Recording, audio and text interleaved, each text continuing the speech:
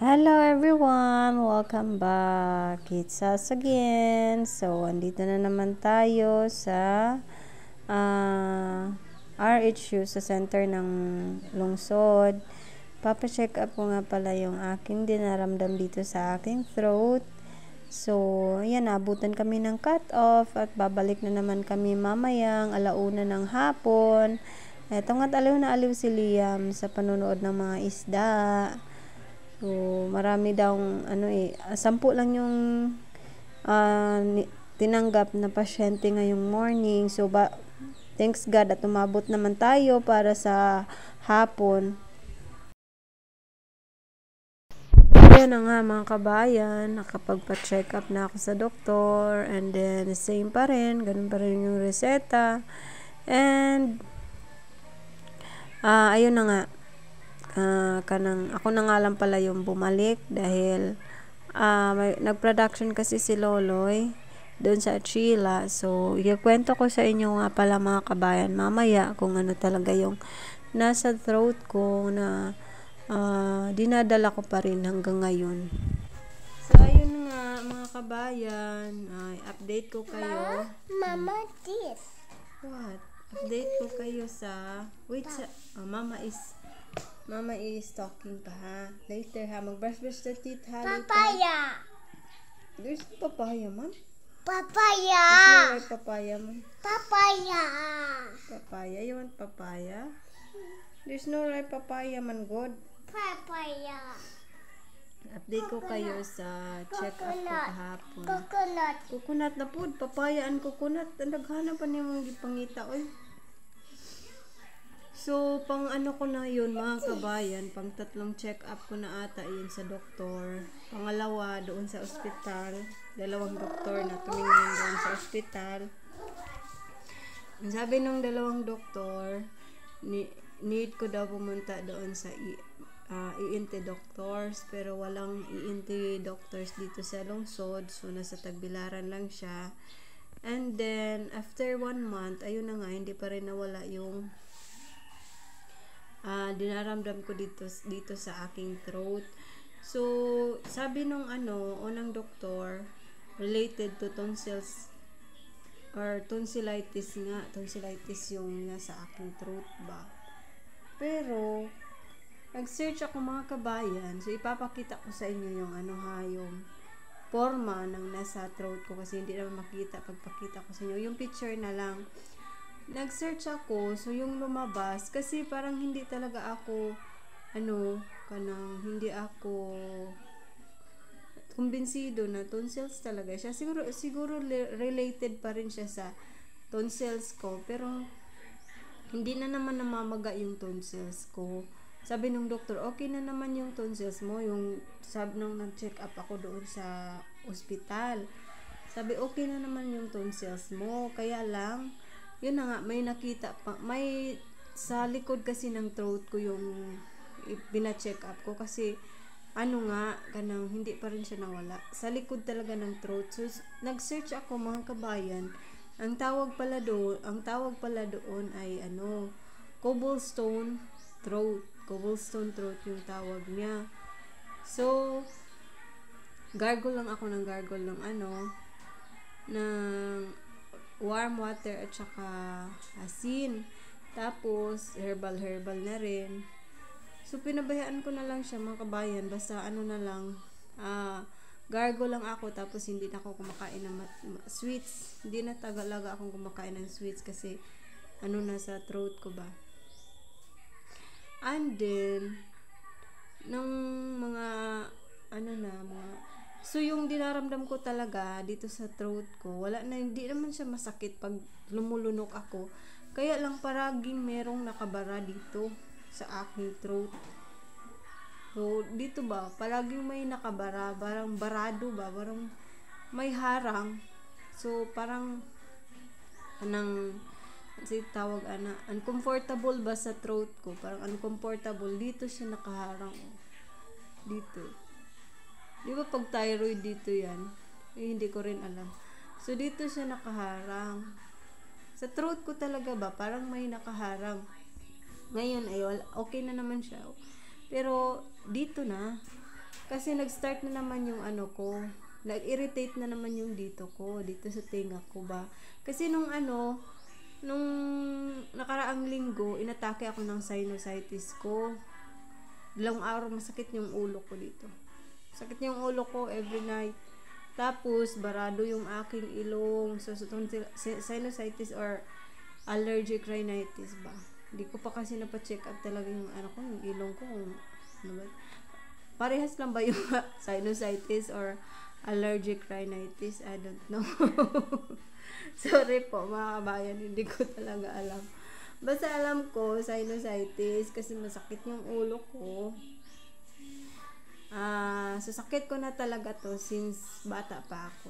Meron na talaga ako nito. Pag umaatake siya, pag nilalamig ako, malamig yung panahon. Yan, umaatake siya pag nagigising ako ng madaling araw, tapos malamig. Yan, tumutulo kagad yung sipon ko dyan. Tapos, kulang ako sa tulog, ganyan, tumisipon ako. So, nung isang linggo nga, inatake ako ng sinusitis ko, masakit yung ulo ko. Tapos, barado yung ilong ko, every night, barado talaga siya. Sobrang barado talaga. And then, pag singa ko, so, ganyan ako pag umatake yung sinusitis ko. Pag singa ko, may kasama ng dugo, yung sininga ko. Pero, hindi naman siya maraming dugo. Para sa akin, normal na siya. Kasi ganyan talaga ako pag nagsa-sinusitis. Since, nung nag-start na dumugo yung ilong ko, pag, umatake yung sinusitis ko, nung high school ako. Kasi, sobrang malikabok ba sa daan, tapos naglalakad lang kami pa uwi. Tapos yung mga sasakyan, ganyan. Yun, dumugo. Pag singa ko, may kasama na siyang dugo. So, para hindi na ako naninibago doon kasi baka na-irritate na naman yung ilong ko. Tapos, ayun na nga, pag the next morning, may na ako dito, parang kulani ba. Namaga na yung dito ko. Dito sa tenga ko, connected sa tenga ko, na parang mayroong parang mayroong barado sa tenga ko, parang uncomfortable ako ba, parang may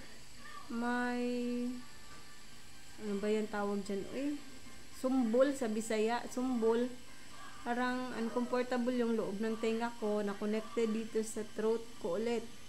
So pag tingin ko, mayroon na naman palang namaga na naman pala yung sa loob ng throat ko, na connected dito sa tenga ko, na connected din sa throat ko. So, namaga na yung dito sa loob, na yung connected dito sa tenga. Ewan ko talaga, kaya need ko talagang pumunta ng ENT. So, dito naman, yung dito na connected, namaga din. Parang connected talaga siya sa tenga. Namaga din yung ko dito. So, ayun, nung nabasa ko din sa about sa cobblestone throat. So, din dyan, nakukuha din yan sa din talaga, sinusitis daw. According sa nabasa ko ba sa internet about cobblestone throat, kung bakit nagkakaroon ng ganyan. Dahil sa na-irritate yung tissue sa loob ng ko, lalamunan, dahil sa sinusitis ko. So, parang ko na rin, natagpi-tagpi ko, dahil nagsimula ito nung mga nakaraang buwan na umatake din yung sinusitis ko, na lagi akong bahing ng bahing, na parang masakit na, pag bumabahing ako, masakit na talaga siya. So, bumabahing ako na parang basta connected na lahat dito sa ko, masakit na siya. So, ayun, namaga yung dito ko, pina-check up ko. So, may din ako dito, parang kulani ba yung tawag yan? Lusay sa Bisaya. Naga rin yung dito ko. Meron pa rin until na. Nagpa-check up ulit ako sa doktor. Ayun nga, kahapon. So, ayun na nga, nagpa-check up ako. Kinapaka pa niya. ano naman sabi niya, tonsillitis din. Ayun. So, after ko mag-take ng antibiotic, kung andyan pa rin, so need ko na talagang pumunta ng ENT. So, ano naman, hindi na naman siya, yung parang hindi na masakit masyado pa pag naglulunok ako. Like nung hindi ako nag-take ng antibiotic na parang meron talagang nakabara sa aking dito sa throat ko. Tapos, ito na lang yung dinaramdam ko.